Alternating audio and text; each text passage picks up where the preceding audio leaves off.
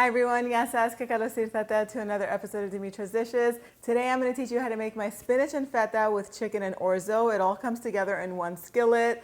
Simple ingredients that you probably already have on hand. If you make my recipes, you probably have these because I use them a lot. It's delicious, so hearty and satisfying. Everyone's going to love it. Let's get started. So we're going to begin by finely chopping an onion and getting it into a large skillet with a little bit of olive oil. Heat it over medium heat until it's nice and soft and golden. And while that's happening, I'm just going to get the chicken ready. So for this recipe, you can use chicken breast, chicken tenders. What I had on hand today were these boneless, skinless chicken thighs. The recipe calls for 1.5 pounds, but this is a little over 2 pounds. So I'm just going to use all of it. We like a lot of meat in our dishes anyway around here. So I'll just roughly chop these chicken thighs. You could do the same thing if you're using tenders or breasts, but tenders you could even leave as they are.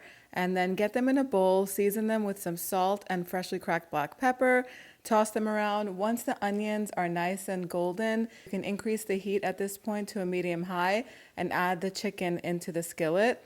And I did that and I realized that this skillet was a little bit too small for this amount of chicken. So I transferred it to a bigger pot and I'm just going to cook the chicken for about 4 minutes over medium-high heat on each side. So that way it cooks almost fully. It's not going to cook all the way through.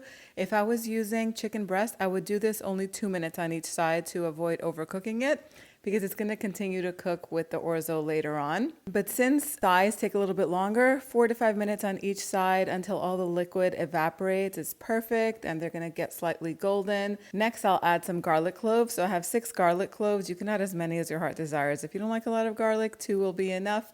But I like a lot, and plus I increased the amount of chicken, so I added about 6 in here and just warm it through until it's nice and fragrant. Once that's done, we're going to add some more seasonings to the chicken, some crushed red pepper flakes, a heaping teaspoon of dried oregano. Toss that all up. And then I'll add 2 cups of uncooked orzo pasta. I'll also add 2 teaspoons of salt, 4 cups of chicken broth. If you don't have chicken broth and you have water, that will do too. And then the juice of a lemon. Mix everything all up and bring it to a boil. Once it comes to a boil, reduce the heat to a low. Cover the pot and let it simmer for about 13 minutes. The orzo will not be fully cooked yet, but it'll be almost there. At this point, we're going to add in some baby spinach leaves. I have a half a pound of feta cheese, but you measure feta and garlic with your heart. You could definitely add more to this.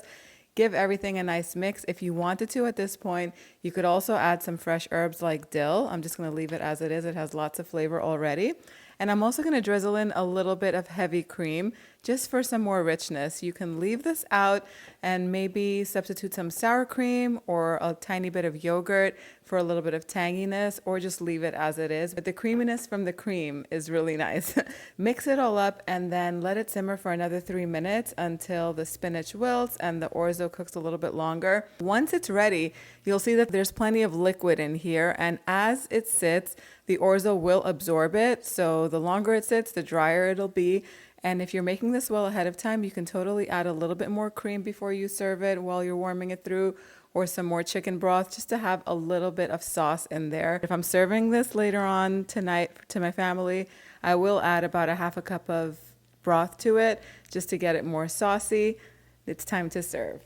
Oh my goodness, I cannot wait to dig into this.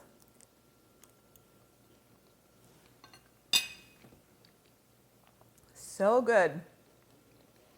It's creamy. It's so flavorful. That chicken just is still so moist. I love using chicken thighs, but some of you guys, I read the comments and I know some of you guys prefer to use chicken breast. You could totally use chicken breast in this. It's going to be delicious. If you want to swap the chicken out for shrimp, you could do that too, except don't cook the shrimp with the orzo in the broth. It'll overcook. Just pan fry it and then add it back in the last like 3 or 4 minutes and it'll be perfectly cooked. But try it with the chicken. It's so good. So much flavor in this. I would just serve this with a side salad, some more feta, and some olives, and you've got a meal on the table in no time. I think everyone is going to love this one. You can print the recipe out on the website, dimitrasdishes.com. Thank you so much for spending time with me today. I'll see you all next time. Yasas.